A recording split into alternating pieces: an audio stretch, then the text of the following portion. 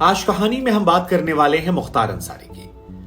वो मुख्तार अंसारी जो पूर्वांचल की भूमि से आता है, वो भूमि जिसके बारे में कहा जाता है कि यहां से अफीम, अपराध और आईएएस ये तीन खूब निकलते हैं।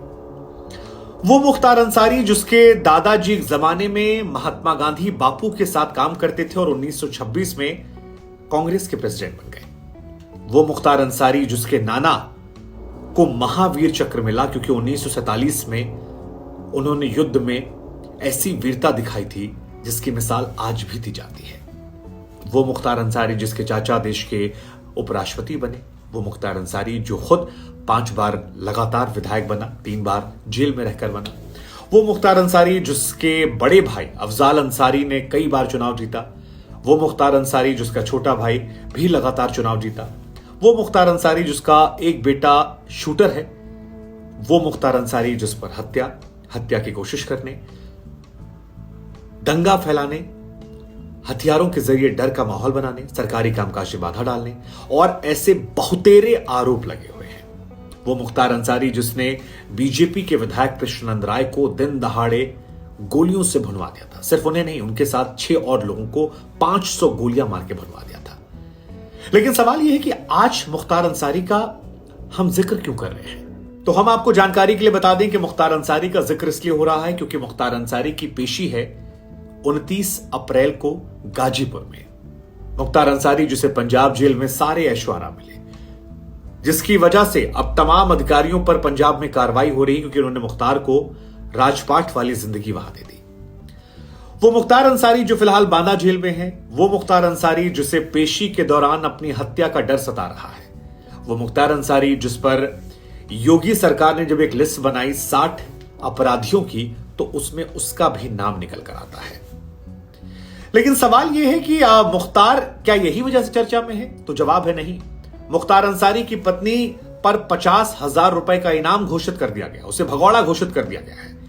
मुख्तार अंसारी का परिवार यूं तो एक ऐसे राजनीतिक परिवार से आता है जिसका बड़ा मान सम्मान है। जैसा हमने आपको बताया कि नाना फौज में थे, दादाजी जो थे वो कांग्रेस के प्रेसिडेंट रह चुके हैं, महात्मा गांधी के साथ काम किया है। पिता की बात करेंगे तो एक साफ सुथरी छवि वाले कम्युनिस्ट पार्टी के नेता थे। खुद इसने बहुजन समाज पार्टी से शुरुआत करी। लेकिन कृष्णानंद राय हत्याकांड जहां पर गोलियों की बौछार हो गई थी और इसने एक बड़ी मैसेजिंग दी थी, उस घटना ने सब कुछ बदल दिया। और यह घटना अतीक और इस व्यक्ति मुख्तार में काफी सिमिलरिटीज पैदा करती है।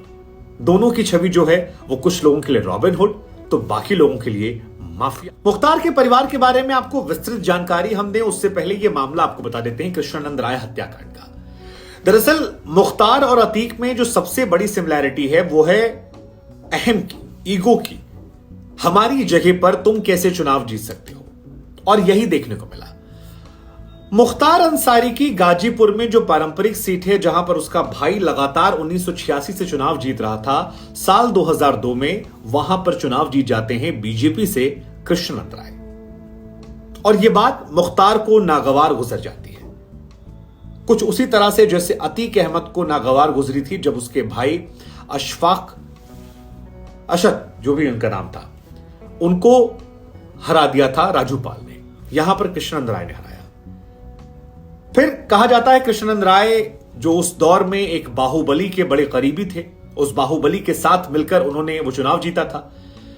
वो अतीक पर एक हमला करते हैं और अतीक बच जाता है। और इसके बाद अतीक अहमद उनसे बदला लेने की ठानता और फिर जो कुछ हुआ वो आज तक लोग भुला नहीं पाए।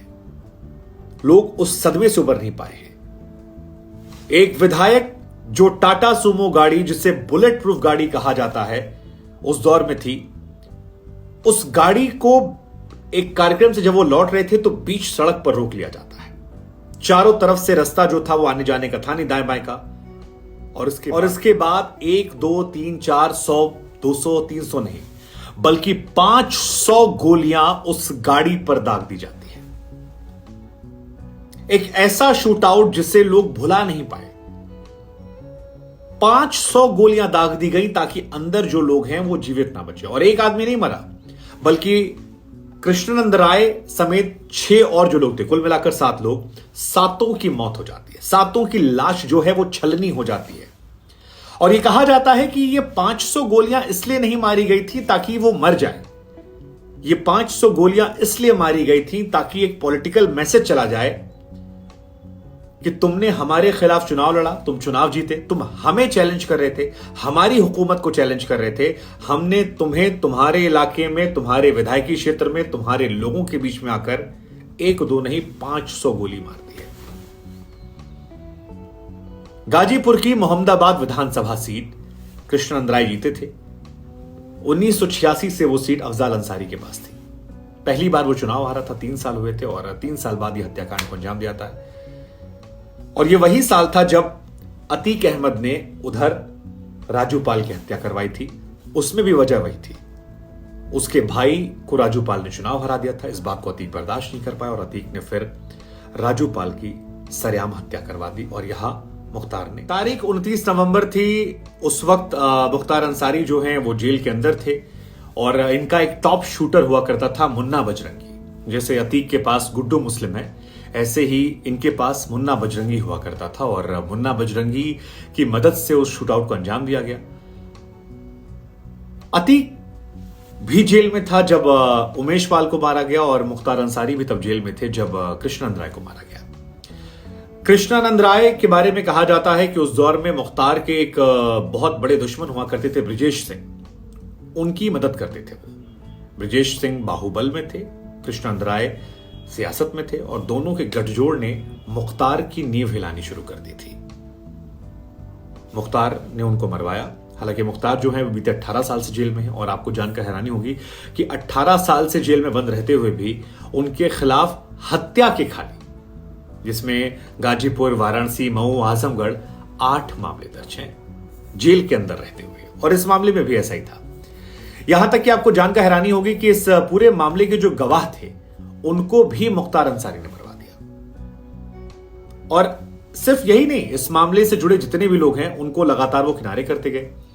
लेकिन अब इसी मामले को लेकर उनकी एक पेशी है, गैंगस्टर एक्ट उन पर लगा हुआ है और सबूतों के अभाव में हालांकि मुख्तार कई मामलों में बचे, लेकिन अब मुख्तार को अपने जीवन का डर सता रहा है। हालांकि अपराधियों का केवल 2 अंजाम होता है, या तो पुलिस मार देती है या उनकी बिरादरी कोई मार देता है।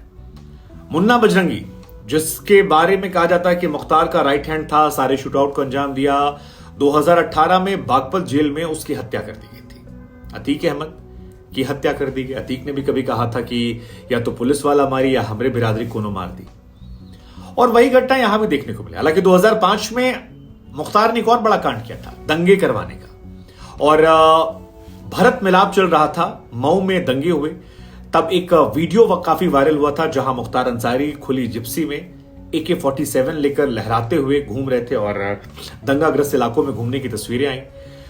मऊ दंगों के बाद जो तस्वीर थी सोशल मीडिया पर वायरल हुई और उसके बाद मुख्तार को गाजीपुर में मुख्तार ने खुद सरेंडर कर दिया था अक्टूबर के महीने में। और उसके बाद से बीते 15-18 सालों में वो जेल में है। जेल से ही पूरा अपना सिस्टम जो ऑपरेट करते हैं। 3 बार जेल के अंदर रहकर वो चुनाव जीत चुका है। पहले भी जेल में था, तब भी चुनाव जीता, बाद में भी जेल में गया, तब भी चुनाव जीता। लेकिन अब सोचने वाली बात यह कि मुख्तार अंसारी का क्या फैमिली बैकग्राउंड ऐसा ही है? तो जवाब है नहीं। हमने आपको शुरू में कहा था कि पूर्वांचल के इलाके में 3 चीजें फेमस हैं, अफीम, अपराध और IAS। और इनके परिवार के लोग जो हैं वो भी अच्छे सभ्य भले परिवार। मुख्तार के परिवार की बात की जाए तो गाजीपुर में मुख्तार के परिवार को प्रथम राजनीतिक परिवार के तौर पर जाना जाता है। मुख्तार के जो दादाजी हैं उनका नाम है डॉक्टर मुख्तार अहमद अंसारी और साल 1926 से लेकर 1927 के बीच में डॉक्टर मुख्तार अहमद अंसारी जो हैं वो कांग्रेस के प्रेसिडेंट थे। डॉक्टर साहब जो हैं वो महात्मा गांधी जी के साथ देश की स्वतंत्रता में भूमिका निभा रहे थे और ये उनका पोता है। यही नहीं, इनके नाना जो हैं उनका नाम ब्रिगेडियर उस्मान है और साल 1947 में जो जंग हुई थी इनके नाना ने देश की तरफ से लड़ते हुए अपने प्राणों की आहुति दे दी थी और इसी वजह से उन्हें महावीर चक्र से नवाजा गया था। अब यह भी अपने आप में दिलचस्प है कि महावीर चक्र से उन्हें नवाजा गया जिसके नाती पर आज गैंगस्टर एक्ट लग रहा है, हत्या के आरोप लग रहे हैं, बहुतेरे मामले ऐसे निकलकर सामने आ रहे हैं। इनके परिवार की बात की जाए तो इनके पिताजी जो हैं उनका नाम सुभान अल्लाह अंसारी, और सुभान अल्लाह अंसारी साहब जो हैं वो कम्युनिस्ट बैकग्राउंड से आते थे, साफ सुथरी इमेज वाले थे। लूट मार घसोट उनके जीवन में नहीं रहा है। इनके 2 लड़के भी हैं, एक का नाम शायद उमर अंसारी है और दूसरा लड़का जो है उसका नाम है Abbas Ansari. Abbas shot gun shooting के चैंपियन भी रह चुके हैं। अब्बास अंसारी ने साल 2017 में चुनाव भी लड़ा था। घोसी विधानसभा सीट से उन्होंने चुनाव लड़ा था और बहुजन समाज पार्टी के टिकट पर चुनाव लड़ा। 7,000 वोटों से वो हार गए थे। इससे पहले हमने आपको बताया कि वो शॉटगन शूटिंग के चैंपियन रह चुके हैं। एक और बेटा है उमर अंसारी, जो फिलहाल बाहर पढ़ाई कर रहा है, लेकिन विधानसभा चुनाव जब हुए थे उस दौरान वो आया था और अपने पिता के लिए काफी प्रचार प्रसार भी उसने किया था। इनके जो भाई अफजाल हैं वो भी कई बार के विधायक रह चुके हैं। 2004 में वो सांसद भी बने थे। तो जिस परिवार में, अरे हाँ, इनके चाचा जी डॉक्टर हामिद अंसारी, कैसे भूल सकते हैं आप, वो भी इन्हीं के परिवार में है। अब ये बड़ा दिलचस्प है कि एक परिवार में महान लोग भी हैं और एक परिवार में ऐसे लोग भी हैं। इनकी पत्नी फरार है। आज इनके परिवार में अधिकतम लोगों पर मुकदमे दर्ज हैं और मुकदमे भी राजनीतिक मुकदमे अलग होते हैं। हत्या की कोशिश करने, दंगे भड़काने, हथियारों का इस्तेमाल करके लोगों को डराने, जमीन कब्जा करने, रेलवे टेंडर से लेकर तमाम टेंडर को हथियाने, मामले भी बहुत बड़े बड़े मामले हैं। इनकी पत्नी फरार चल रही हैं। बेटे पर भड़काऊ भाषण देने के आरोप लगे थे। सोचने वाली बात है, एक ही परिवार में इतने अलग अलग लोग क्यों, कैसे? अतीक अहमद ने पहली हत्याकांड को अंजाम दिया था साल 1989 में। मुख्तार अंसारी ने पहली हत्याकांड को अंजाम दिया था साल 1988 में। पहला केस जो दर्ज हुआ था वो मंडी परिषद की ठेकेदारी को लेकर सच्चिदानंद राय करके एक व्यक्ति थे जिनको मुख्तार ने मार दिया था। उस वक्त पहली बार मुख्तार अंसारी का नाम आपराधिक गतिविधियों में निकलकर सामने आया। इसके बाद त्रिभुवन सिंह नाम के एक व्यक्ति थे बनारस में, उनको इन्होंने मार दिया। त्रिभुवन सिंह जो थे वो उस वक्त एक और माफिया थे ब्रिजेश सिंह, उनके काफी करीबी थे। ब्रिजेश सिंह अभी भी हैं। मुख्तार और ब्रिजेश के बीच में लड़ाई जो थी वो ठेकेदारी को लेकर थी। ब्रिजेश गैंग ठेकेदारी पर कब्जा कर रहा था, मुख्तार वाले उससे वापस ले रहे थे। 18 साल से वो जेल में बंद है। हमने आपको पहले बताया कि 18 साल में 8 से 10 हत्या के मामले इन पर दर्ज हो गए हैं। हत्या के बाकी जो मामले हैं वो अलग है। कुल मिलाकर इन पर तकरीबन 61 केस दर्ज हुए थे और 18 केस जो हैं वो इन पर हत्या के हैं और 10 हत्या के प्रयास के हैं। तो 28 मामला जो है वो हत्या या हत्या से जुड़ा हुआ दर्ज है। लेकिन सिर्फ ये मामले यहीं तक नहीं है। इनके ऊपर टाडा लगा है, इनके ऊपर गैंगस्टर एक्ट लग चुका है, इनके ऊपर NSA लग चुका है, इनके ऊपर आर्म्स एक्ट लग चुका है, इनके ऊपर मकोका एक्ट लग चुका है।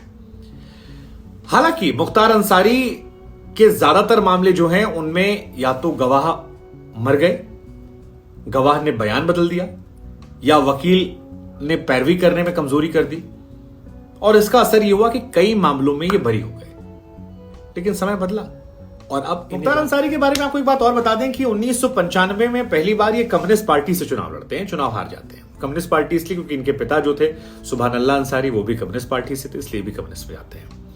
फिर 1996 में ये बसपा चले आते हैं और बसपा में जिला अध्यक्ष बना दिए जाते हैं। उसी साल बसपा इनको टिकट देती है और ये चुनाव जीत जाते हैं। फिर 2002 में और 2007 में निर्दलीय चुनाव लड़ते हैं, जीत जाते हैं। वहां से लेकर ये लगातार 2017 तक चुनाव जीतते हैं। 2007, 2012 और 2017 तक चुनाव जीतते हैं। पिछला चुनाव जो था 2022 में अपनी राजनीतिक विरासत जो है इनके बड़े बेटे अब्बास अंसारी, उसको ये दे देते हैं और अपना फिलहाल ये बाकी चीजें फोकस करते हैं। हालांकि योगी सरकार ने इन पर कब्जा जो है वो शुरू कर दिया है और इनकी 448 करोड़ की संपत्ति है वो अब तक जब्त हो चुकी है। इनकी पत्नी अफशा अंसारी, जिन पर 50,000 रुपए का इनाम है, वो उनकी प्रॉपर्टी है। अब्बास अंसारी की प्रॉपर्टी है। भाई सिबतुल्ला और ये जो है अफजाल अंसारी, इनकी प्रॉपर्टियां हैं। यूपी के अलावा 127 करोड़ की बेनामी संपत्तियां हैं जिस पर कब्जा कर दिया गया और लगातार जो है वो कार्रवाई हो रही है। 83 गैर लाइसेंसी हथियार इनके कब्जे कर लिए गए हैं और कई ऐसे मामले हैं जिन पर अब बहुत कायदे से पैरवी की जा रही है और उसमें इनकी मुसीबतें जो हैं वो बढ़ती जा रही हैं। उसी एक मामले में 29 अप्रैल को इनकी पेशी है, जिसको लेकर इनको डर लग रहा है कहीं गाड़ी ना पलट जाए या कोई आकर इनको मार ना जाए। फिर याद कीजिए, अपराधी का अंजाम वही होता है, या तो पुलिस वाले। लेकिन इस पूरी कहानी में जब आप पलट कर देखते हैं तो अतीक अहमद और मुख्तार में 3-4 चीजें कॉमन है। एक कॉमन ये है कि अतीक अहमद और मुख्तार दोनों जो हैं वो अपनी अपनी कम्युनिटी में काफी पॉपुलर है। एक वर्ग उनको रॉबिन हुड का दर्जा देता है और दूसरा वर्ग जो है वो